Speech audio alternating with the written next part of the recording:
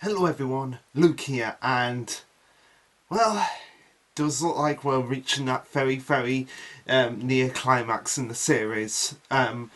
When that happens, who knows at this point, so without further ado, let's just dive right into the chapter.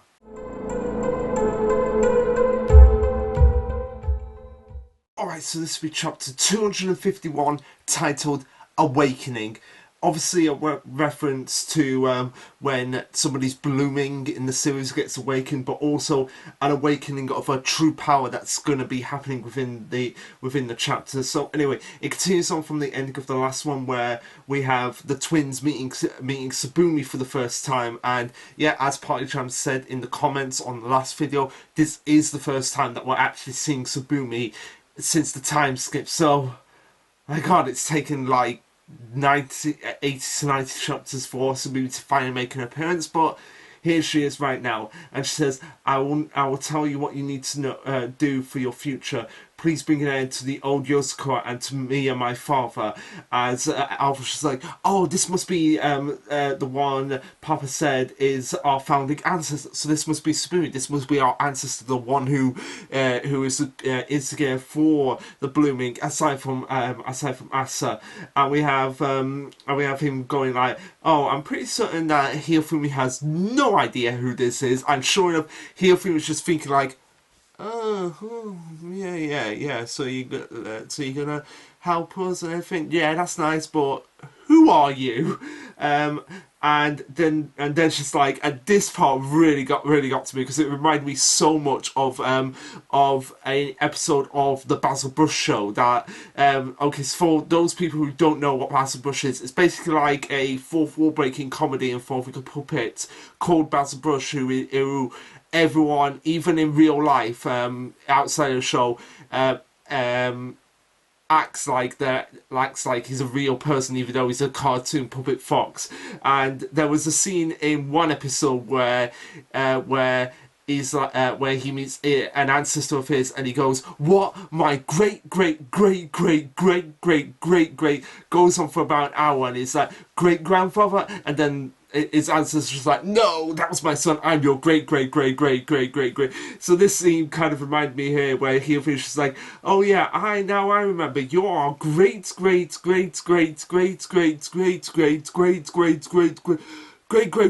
lots of greats grandmother." And they're like, "Yep, she's the first family head, and right now I'm merely a convenient fertilizer used to keep your grandpa Momo alive." So again, like I said, very keeping with the theme of Yozakura, of the fact that, okay, the Yozakura family tree, like, Sabumi is a tree, completely sprouting roots, everything diving off into different branches of the family, and now it's just basically fertilizer. So hey, I wonder if she'll be great for my mum's allotment in some cases. So Sabumi carries on and says that my roots stretch from here up until where Momo was actually being kept. So again, it's nice that we're getting like this connection of like how Momo is still alive, despite the fact he was nearly vaporized thanks to Karicho's blooming before the time skip. So we get the explanation now. It's Sabumi that's actually being the root cause,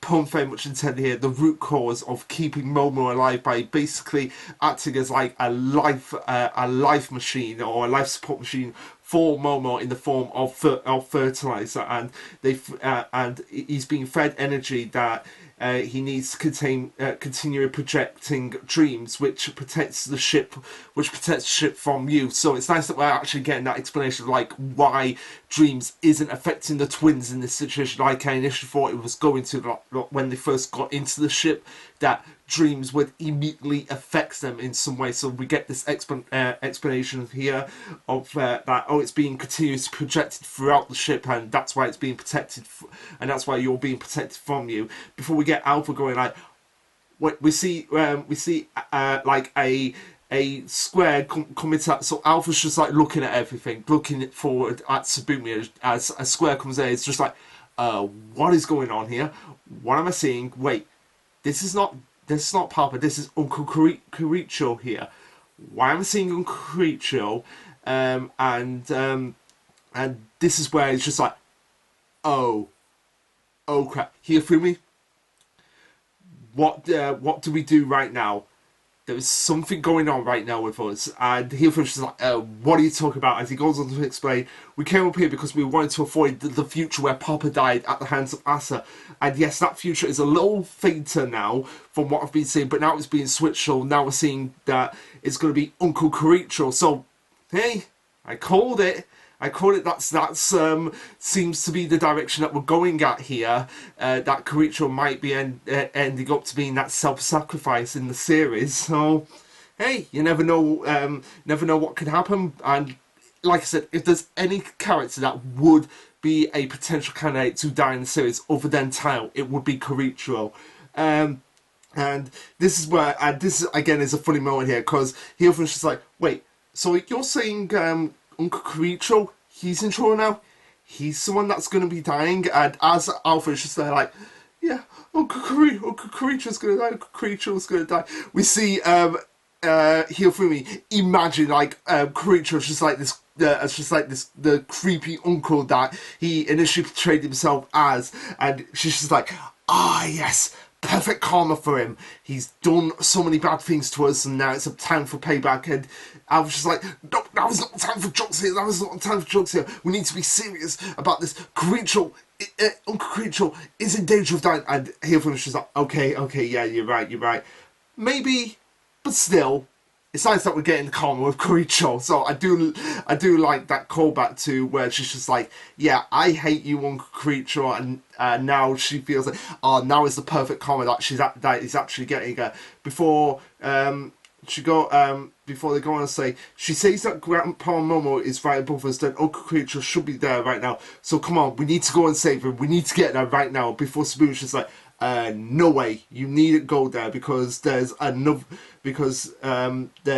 way to rescue him, and this way is something that only you two can do. So it's nice that we're actually getting the idea like, yeah, the twins are still instrumental in the defeat of Asa, but just not like in a way of where it seems like, oh my god, like seriously, this is the way Asa is going to be taken down. Like seriously, with the twins just getting in the fire, but no, they're doing it's being done in like a roundabout way. So yes, they are integral to taking down Asa, but they're not going to be like, okay, yeah, it's just going to be them and them alone. So the way the series goes about, explaining why the twins are like one of the catalysts to bring down Asa is that they're going to be Sabumi say that, okay, you're going to be used as sort of like a power source here, because when I first arrived, I saw your power and an unending realm of Samoa, which makes sense because that's the whole idea behind Hiofumi's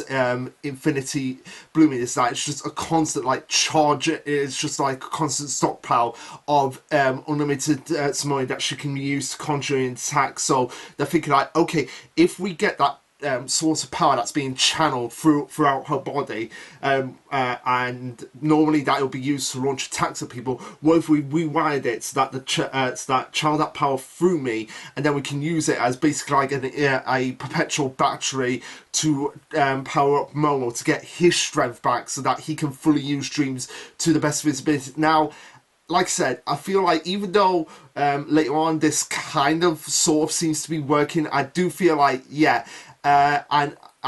yeah, this seems to be going a little bit too easy. So either this is going to work so well that it's going to end the series like within the end of the year, or it's going to go so badly that, yeah, the series might continue for a few more chances, because because looking at like the volumes, like the volume chapters, we've still got like, I would say, another 16 chapters to go, because we've still got the whole of volume 30, which I feel like, yeah, we are in the end game, right? I feel volume 30 is going to be the last one, so that means and judging on what I've seen on the wiki, there's 16 chapters to go for the series. So ending at around 268. So slightly just before JJK ended, because JJK was 271 chapters. So I feel 268, 269, somewhere around there, or just maybe round it up 271. Like just round it up to coincide with JJK's numbering, but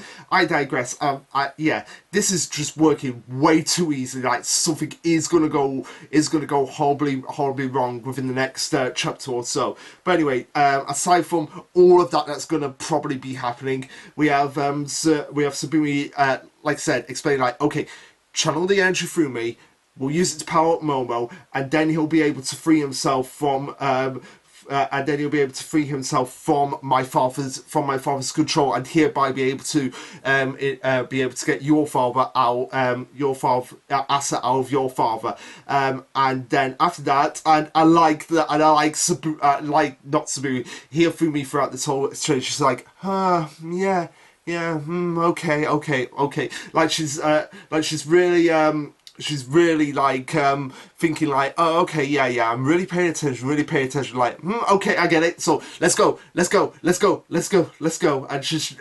Sabu's just like, can I just finish my explanation first, please? Like, she's getting way too excited. Like, okay, I get it. Let's go, let's do this. And she's like, whoa. Calm down here for me. Let Sabumi finish her explanation before she goes on and says, yeah, there is one slight problem here. Your power is too insane. Sending it directly to Momo as it is, and it will overwhelm it. It is weak and state, breaking it, which makes sense. Like, just sending that overwhelming surge of power does make sense. I mean, it is a clever plan, but just sending it like, right, we need to really get in there, get it done right now. Let's just go. That could be like really daunting for someone. It's kind of like when in the comics for Infinity War when Thanos slowly took time to adjust to the power of the Infinity Gauntlet. When Nebula got it all at once, it was just like it really like got to her, like just overwhelming power at once, rather than being like, okay, gotta gradually get used to the power. Like, just overwhelmed that. It's kind of a similar thing here. Like, too much power just coming at you all at once can absolutely destroy someone, especially if you're weak in state. So you've got to think of it as forcibly attempted to pry open a lock. So too much, so hammering at it too quickly, and then it just inevitably the keyhole itself will come away before the lock can even open. So yeah, just forcing something with too much force, yeah, that can completely overwhelm someone. And again, this is one of the major weaknesses that Hifumi has that I feel like she'll really need to overcome if she wants to be an effective spy in the future. That she's very impatient. Like, Hifumi has always demonstrated that, just being like, okay, we've got to get this quickly, let's go, rather than being like, okay, wait, slow down, we got to do this properly. It's just like, no, we need to do this now, which makes sense considering she's still 4 years old. I feel like a lot of people still forget that these two are still 4 years old in the current context of the story, and the fact that she's going to have those impulses that she will eventually need to get over. So anyway, Sabumi goes on and says, we need to filter that power, shape it into a key per se, and then that will be easy enough for Momo's heart to withstand, as well as give him the strength that he needs. And that's the best thing for it. And the best thing for it is right there, the heart of Yozakura, the Ninth Family Head. So bring it to me. So it's nice that we're getting all these concepts like coming back together into the finale here, and immediately they both recognize, like, wait a minute, that's the thing you deliberately let someone go with, isn't it, Hifumi? And yeah, this is Grandma's heart, as she flashes back to when she was encountering Lee during the expedition to South America. So anyway, we see Alpha ring up a platform with him and Hifumi on as they come to Sabumi's level, and they're just like, are you ready? Momo shared both a heart and blood with Yozakura. Her power will be the filter, which again makes perfect sense. It's always been like the heart of Yozakura had been like being like one of the main catalysts to draw the ultimate power to basically take down the main bad guys. Happened with Kawashita, and now it's happening with Asa here. So you will boost it, and I will deliver it, and Momo will gain conscious and shake Asa off completely, and in turn wake up Tile Yozakura. So we've got to begin right now, but we've got to concentrate as all three of them start to concentrate. Even Hiyofumi, despite the fact that she's very impatient, still managing to concentrate right now as the surge of energy just goes up into the scene before we cut back to Kiricho and Momo as they say, I know using the power isn't the best move, but we knew from the start that may be necessary, that the plan is still on course. If the only price for my for this plan to succeed is my life, then that should be good enough for me. Our plan will still succeed in that sense. So yeah, again, really hinted that Kiricho is going to make a self-sacrifice in this. I can feel it right now as we see the power starting to surge, and Momo's just like, oh, I can feel it now. Is that you, Ri? Yeah, I can see it. I can see it right now. Kiricho, it's okay. That isn't needed. And again, the fact that Momo said that, like, no, this is going to be needed. Like, Kiricho's True Spring Blooming is going to be needed. This is all going way too easy. Like, we still need to find out what Kiricho and Futaga's True Spring Bloomings are before the end of the series. So I feel like, again, I'm 100% certain that Kiricho is inching towards that self-sacrifice. As they go on and say, thank goodness I envisioned multiple ways that this plan could go, but thanks to some good luck. Again, just screaming like, this is all gonna go wrong, this is all gonna go wrong, thanks to some good luck. It's bad to say good luck when something's going on. We've reached this point in the best position possible. It's only a little bit longer now until your complete victory, as we see I'm not sure if it's a flashback or maybe it's just like a vision of Momo envisioning Asa as in town going, no, you will not use dreams, as we just see the heart.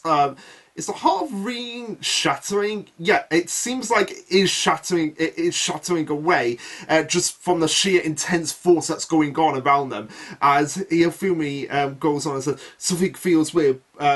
I don't know why, but I don't have enough power. So she's kind of struggling to concentrate here. As Alpha just grips her, it's like, okay, stay calm here, Fumi. You're actually pushing too hard. You can ease off a bit, relax. So she's like, again, being really impatient. Like she's gotta get it going, quickly. Wait, what's happening here? I don't have enough power. I can't concentrate. And Alpha's just like, no, here, Fumi, calm down. It's okay. You're just pushing yourself way too hard. So you gotta relax. You gotta do this correctly, slowly, be more gentle, do that, and it will work out. I can assure you, I can trust you, I'm your brother, I can see the future, so I know this is going to happen. So just concentrate, really concentrate. And so with Alpha's words of encouragement, Hiyofumi is like, okay, yeah, you're right, Alpha, I'm sorry for being very impatient. Okay, so she really starts to like, she's like, really starts to get her powers under control, and before long, Creatures goes like, oh yes, he's back finally this time. As Momo says, Kiricho, everything that has happened, all that I did, I'm sorry. Now finally I have one actor. So he's basically doing the Von Hohenheim situation here. It's like, just let me be a parent right now.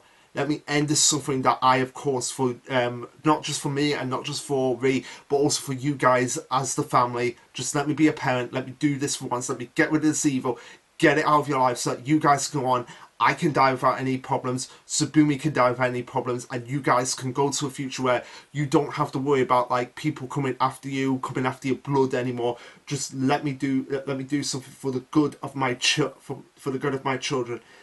I thank you. As Asa says, like, oh my god, Momo is awake, and Momo's just like, yeah, come on, Asa, it's time we both went to hell together. And he activates dreams with the creepiest smile that I think Momo's like. It's not like creepy as like, oh my god, pissing your pants creepiness. No, it is more like the psychotically evil creepiness. So it's nice that we're getting like one more psychotically sinister Momo creepy face before the end of the series. And we see that Asa at this point is just like trying to like contain, like trying to keep it all together, as Dream seems to be affecting him here, and even he is acknowledged like, this is bad, I must stop him before Tayo actually wakes up, before this whole goes to shit for me. And as he's trying to get away, we see like this little sliver of a flame flicker in Tayo, who's still inside. Asa, just not being able to fully get his body back. But we see one panel of Tayo as he's just like, this is bad, and then we see the flicker of the flame, and then Asa's just like, oh my god, I must stop him right now. I must, like, so it seems like Asa is like really getting like worried at this point, which again does make sense, but at the same time, I feel like this is going way too easy. I feel like Asa's got one more trick up his sleeve, and this is not quite over yet, as they seem to be thinking. And as he tries to bail, Fruitsberry is just like, oh, where do you think you're going? Didn't you hear me before? I said we were going to pin you here. Were you going to pin you here? As we see all the siblings just facing down Asa, and they're just and they're just like, oh, you okay, Shinzo? And Shinzo's like, yeah, not hurt, just got kind of surprised by it all. And we see Ayaka saying, oh, I beg for you, Miss Mutsumi, I'll go and retrieve those two, because we've seen them actually wake up. We see Mutsumi, and Ayaka wake up, and they're just like, oh my god, the twins got out of here. Like, okay, I'm sorry, Miss Mutsumi, we're gonna go and get them, we're gonna go and wreck them right now. But Mutsumi's like, no, they'll be fine. No one could have predicted what the twins would or even could do. Not us, not Dad, not Asa. That's what allowed us to build such a robust plan. No matter what the twins chose to do, we simply had to guide them in the best way. So basically, they were always guided to, like, the twins were always going to get out of that room, always possibly going to go and fight Tsubumi, and therefore find the heart, and therefore channel the energy to get Momo back under control. Mutsumi goes, let us be the generation of the Yozakura, the last generation of the Yozakura, bounded by missions. They'll have a bright future, free to live however they please. So they don't have to worry about bloomings, they don't have to worry about being spies. They can make their own paths right now. We just gotta get rid of this one demon out of our lives for good, and then it's a bright future for the Yozakuras. Now, Tayo, we're waiting for you. As we see panels of everyone just being like, giving the look of like, come on, Tayo, wake up. Wake up, as we see Tayo waking up for the first time since Asa took over his body, and that's where the chapter ends. So, really, really intense chapter. Like, yeah, we're really getting into that point of just like, is it all gonna go really south, or is it just gonna end right here, right now? And like I said, there's two ways it can go about. It can end right here, just ending the series, although I feel people might be a little bit disappointed that this was just so easy, like it's been going too easy, and I would feel like that. I would call it out if this is how Asa is taken out. Yeah, this would be way too easy. And the fact that they even brought up like, yeah, this is going too easy for us, but nothing is brought up of that. Like, nothing is really gonna be expanding on that line from one of them coming out. Like, yeah, all of this has gone too easy for us. That there might be something else going on. Yeah, I'll call it out if nothing else is going on. But I feel, like I said, Asa has probably got one more trick up his sleeve, and it's going to go incredibly south. And the fact that they've been hinting like Kiricho is going to make the self-sacrifice, Kiricho's going to make the self-sacrifice, to not go through that, I'd still be a little bit disappointed myself. And like I said, this would be perfect to like fully redeem Kiricho's character. Like, he starts off the series with people not really liking him before he fully redeems himself, but it has to do it with a self-sacrifice, a noble self-sacrifice on his part. And he's always put his family before himself, even at the cost of his life. We've seen that time and time again throughout the series, and he still feels guilty for what he's done to not just Kai but Mutsumi, and he feels like he has that responsibility of the fact that if it wasn't for me, Kai would serve his family and Mutsumi wouldn't have been harmed. So I feel like I have to really put myself on the line and sacrifice myself for my family. So I feel like that is still going to go through with it. Like, yeah, we're not out of the woods yet. They keep saying like, come on, Tayo, wake up. And even though Tayo has woken up, I still feel that Asa is not going to get out of Tayo that easily. But it's just something that we'll have to wait and see. So anyway, guys, what did you think of this chapter? Let me know. Like, subscribe, comment, all that jazz. And this will be Lasherluke signing off. Later, guys.